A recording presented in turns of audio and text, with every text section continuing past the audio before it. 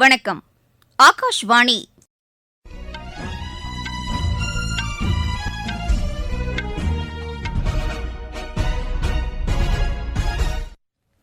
செய்திகள் வாசிப்பவர் பிரியதர்ஷினி. தலைப்புச் செய்திகள். ராஜஸ்தான் மாநிலம் ஜெய்ப்பூர் மருத்துவமனையில் ஏற்பட்ட தீ விபத்தில் உயிரிழந்தவர்களின் குடும்பத்தினருக்கு பிரதமர் திரு நரேந்திர மோடி ஆழ்ந்த இரங்கல் தெரிவித்துள்ளார்.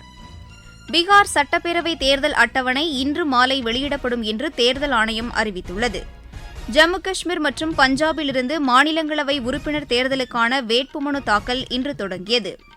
மேற்குவங்க மாநிலம் டார்ஜிலிங்கில் ஏற்பட்ட நிலச்சரிவு காரணமாக உயிரிழந்தோரின் எண்ணிக்கை 24ஆக அதிகரித்துள்ளது. உலக ஜூனியர் பேட்மிண்டன் குழு சாம்பியன் போட்டி இன்று குவஹாத்தியில் தொடங்கியது. இனி விரிவான செய்திகள்.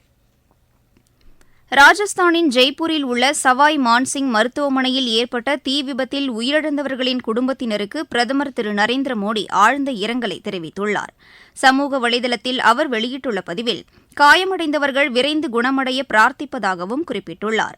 இந்த தீ விபத்தில் உயிரிழந்தவர்களின் குடும்பத்தினருக்கு மத்திய உள்துறை அமைச்சர் திரு அமித் ஷா இரங்கல் தெரிவித்துள்ளார். சமூக வலைதளத்தில் அவர் வெளியிட்டுள்ள பதிவில் மருத்துவமனையில் உள்ள நோயாளிகளின் பாதுகாப்பிற்காக அரசு நிர்வாகம் அனைத்து நடவடிக்கைகளையும் மேற்கொண்டு வருவதாக கூறியுள்ளார். இந்த விபத்து குறித்து மத்திய சுகாதாரத்துறை அமைச்சர் திரு ஜே.பி. நட்டா தமது ஆழ்ந்த இரங்கலை தெரிவித்துள்ளார். சமூக வலைதளத்தில் அவர் வெளியிட்டுள்ள பதிவில் ராஜஸ்தானின் முதலமைச்சர் திரு பஜன்லால் சர்மாவுடன் தாம் தொலைபேசி மூலம் இதுகுறித்து பேசியதாகவும் மீட்புப் பணிகள் மற்றும் சுகாதார வசதிகள் குறித்து கேட்டறிந்ததாகவும் குறிப்பிட்டுள்ளார். இந்த தீ விபத்தில் 2 பெண்கள் உட்பட 6 பேர் உயிரிழந்தனர். மின்கசிவால் இந்த தீ விபத்து ஏற்பட்டதாக மருத்துவமனை அதிகாரிகள் தெரிவித்தனர். பீகார் சட்டப்பேரவை தேர்தல் அட்டவணை இன்று மாலை வெளியிடப்படும் என்று தேர்தல் ஆணையம் அறிவித்துள்ளது. புதுதில்லியில் தலைமை தேர்தல் ஆணையர் திரு கியானேஷ்குமார், தேர்தல் ஆணையர்கள் திரு சுக்பீர் சிங் சாந்து, திரு விவேக் ஜோஷி ஆகியோர் செய்தியாளர்களை சந்தித்து இது தொடர்பான அறிவிப்புகளை வெளியிடவுள்ளனர். 243 உறுப்பினர்களை கொண்ட பீகார் சட்டப்பேரவையின் பதவிக்காலம் அடுத்த மாதம் 22ஆம் தேதி நிறைவடையவுள்ள நிலையில் சட்டப்பேரவை தேர்தல் தேதிகள் அறிவிக்கப்படவுள்ளன. பீகாரில் தேர்தல் முன்னேற்பாடுகளை பார்வையிட்ட பின் புதுதில்லி திரும்பிய தலைமை தேர்தல் ஆணையர் மற்றும் தேர்தல் ஆணையர்கள் அங்கு பல்வேறு அரசியல் கட்சிகளின் பிரதிநிதிகளுடன் ஆலோசனை மேற்கொண்டனர். இதனையடுத்து இன்று பீகார் சட்டப்பேரவை தேர்தல் தேதிகள் குறித்த அறிவிப்பு வெளியிடப்படவுள்ளது. பீகாரில் முதலமைச்சரின் மகளிர் வேலைவாய்ப்பு திட்டத்தின் கீழ் 21 லட்சம் பயனாளிகளுக்கு தலா 10,000 ரூபாயை முதலமைச்சர் திரு நிதிஷ்குமார் இன்று வழங்கினார். இத்திட்டத்தின் கீழ் 2100 கோடி ரூபாய் பயனாளிகளின் வங்கிக் கணக்கில் நேரடியாக செலுத்தப்பட்டது. இத்திட்டத்தின் கீழ் பீகார் மாநிலத்தைச் சேர்ந்த 1,10 லட்சம் பெண்கள் பயன்பெறுவார்கள் என்று அம்மாநில அரசு தெரிவித்துள்ளது. பிரதமர் திரு நரேந்திர மோடி கடந்த செப்டம்பர் மாதம் 26ஆம் தேதி இத்திட்டத்தை புதுதில்லியிலிருந்து காணொலி மூலம் தொடங்கி வைத்தார். பீகார் மாநிலத்தில் தேர்தல் நடத்தை விதிமுறைகள் இன்று மாலை அமலுக்கு வரவுள்ள நிலையில் இந்த அறிவிப்பு முக்கியத்துவம் பெறுகிறது. ஜம்மு காஷ்மீரிலிருந்து 4 மாநிலங்களவை உறுப்பினர்களையும் பஞ்சாபிலிருந்து 1 உறுப்பினரையும் தேர்ந்தெடுப்பதற்கான தேர்தல் வரும் 24ஆம் தேதி நடைபெறவுள்ள நிலையில் அதற்கான வேட்புமனு தாக்கல் இன்று தொடங்கியது. வேட்புமனு தாக்கல் வரும் 13ஆம் தேதி வரை நடைபெறும் என்று தேர்தல் ஆணையம் அறிவித்துள்ளது. 14ஆம் தேதி மனுக்கள் மீதான பரிசீலனை நடைபெறும். அக்டோபர் 16ஆம் தேதி வேட்புமனுக்களை திரும்பப் பெறுவதற்கான கடைசி நாளாகும். வரும் 28ஆம் தேதி முடிவுகள் அறிவிக்கப்படும். பஞ்சாபில் மாநிலங்களவை உறுப்பினராக இருந்த திரு சஞ்சீவ் அரோரா கடந்த ஜூலை 1ஆம் தேதி தமது பதவியை ராஜினாமா செய்ததை அடுத்து அங்கு இத்தேர்தல் நடைபெறுகிறது. ஜம்மு காஷ்மீரில் 4 மாநிலங்களவை உறுப்பினர்களின் பதவிக்காலம் நிறைவடைந்ததை அடுத்து இந்த தேர்தல் நடைபெறுகிறது. இந்திய கடற்படையின் 2வது நீர்மூழ்கி எதிர்ப்பு போர் கப்பலான ஆண்ட்ரோத் இன்று நாட்டிற்கு அர்ப்பணிக்கப்பட்டது. விசாகப்பட்டினத்தில் நடைபெற்ற நிகழ்ச்சியில் கடற்படையின் துணை தளபதி வைஸ் அட்மிரல் ராஜேஷ் பெந்தர்கர் பங்கேற்று இக்கப்பலின் சேவையை தொடங்கி வைத்தார். 80% உள்நாட்டு தொழில்நுட்பம் மற்றும் பொருட்களை கொண்டு தயாரிக்கப்பட்டுள்ள இந்த கப்பல் கடலோரப் பகுதிகளிலும் அலைகளுக்கு இடையேயும் எதிரிகளின் நீர்மூழ்கி கப்பல் நடமாட்டத்தை கண்காணிக்கும் திறன் கொண்டதாகும். நீங்கள் கேட்டுக்கொண்டிருப்பது ஆகாஷ்வாணியின் செய்தி அறிக்கை. நாட்டு மக்களுக்கான வரலாற்று சிறப்புமிக்க மோடி அரசின் தீபாவளி பரிசு சரக்கு மற்றும் சேவை வரி குறைப்பு. மருத்துவம் மற்றும் ஆயுள் காப்பீட்டிற்கான வரி முழுமையாக ரத்து. 36 உயிர்காக்கும் மருந்துகள் மீதான வரியும் ரத்து.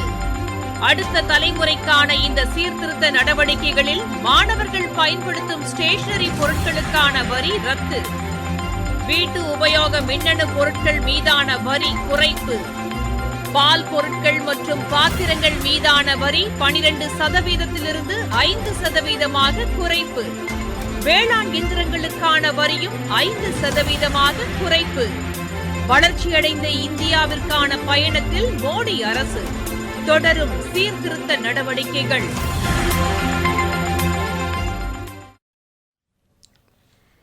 பிஜேபி மூத்த தலைவர் காலஞ்சென்ற வி.கே. மல்கோத்ரா அரசியல் பணி, சமூக சேவை மற்றும் விளையாட்டுத் துறையில் சிறப்பாக சேவையாற்றியவர் என்று பிரதமர் திரு நரேந்திர மோடி புகழாரம் சூட்டியுள்ளார்.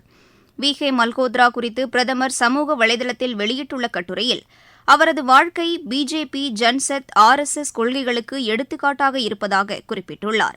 சமூக சேவையில் ஈடுபட்ட அவர் மக்கள் பிரச்சினைக்கு தீர்வு காண அயராது பாடுபட்டவர் என்றும் தெரிவித்துள்ளார். பிரதமரின் வளர்ச்சியடைந்த இந்தியா வேலைவாய்ப்பு திட்டத்தின் கீழ் உற்பத்தித் துறையில் பணிபுரிவோருக்கு மாதந்தோறும் 10,000 ரூபாய் ஊதியம் பெறுவோருக்கு 1,000 ரூபாயும், 20,000 ரூபாய் ஊதியம் பெறுவோருக்கு 2,000 ரூபாயும், 20,000 முதல் 1,00,000 ரூபாய் வரை ஊதியம் பெறுவோருக்கு 3,000 ரூபாயும் ஊக்கத்தொகை வழங்கப்படும் என்று சென்னை வடக்கு மண்டல சேமநல நிதி ஆணையர் திரு தேவி பிரசாத் பட்டாச்சார்யா கூறியுள்ளார். சென்னையில் இன்று நடைபெற்ற நிகழ்ச்சி ஒன்றில் பேசிய அவர், இந்த ஊக்கத்தொகை அவரவர் வங்கிக் கணக்கில் நேரடியாக செலுத்தப்படும் என்று தெரிவித்தார். மத்திய அரசின் ஷ்ராம் இணையதளத்தில் பதிவு செய்வோர் இந்த திட்டத்தின் மூலம் பயன்பெறலாம் என்று அவர் தெரிவித்தார்.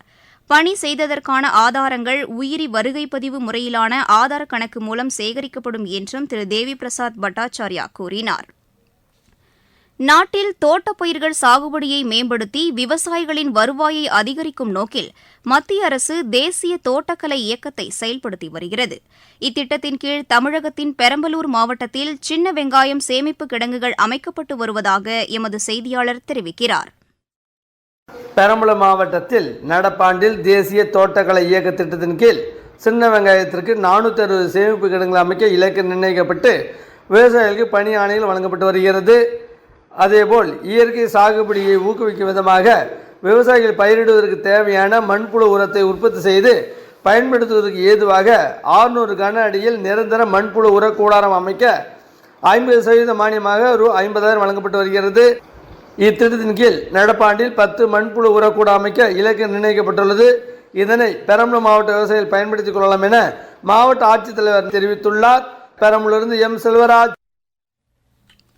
மேற்குவங்க மாநிலம் டார்ஜிலிங்கில் ஏற்பட்ட நிலச்சரிவு காரணமாக உயிரிழந்தோரின் எண்ணிக்கை 24ஆக அதிகரித்துள்ளது. இதனையடுத்து மேற்குவங்க ஆளுநர் திரு சி.வி. அனந்தபோஸ் தமது தமிழக மற்றும் கேரள சுற்றுப்பயணத்தை முடித்துக் கொண்டு மேற்குவங்கம் திரும்பினார். டார்ஜிலிங்கில் மீட்புப் பணிகளை அவர் நேரடியாக பார்வையிட்டு பாதிக்கப்பட்ட மக்களை நேரில் சந்தித்து பேசவுள்ளார். மேற்குவங்கம் மற்றும் சிக்கிமில் நிலச்சரிவு மற்றும் மழை வெள்ளத்தால் பாதிக்கப்பட்ட மக்களுக்கு அனைத்து உதவிகளையும் வழங்க தயாராக இருப்பதாக அசாம் முதலமைச்சர் திரு ஹிமந்த பிஸ்வ சர்மா தெரிவித்துள்ளார். டார்ஜிலிங்கில் ஏற்பட்டுள்ள நிலச்சரிவில் உயிரிழந்த 24 பேரின் குடும்பத்தினருக்கு அவர் இரங்கல் தெரிவித்துள்ளார்.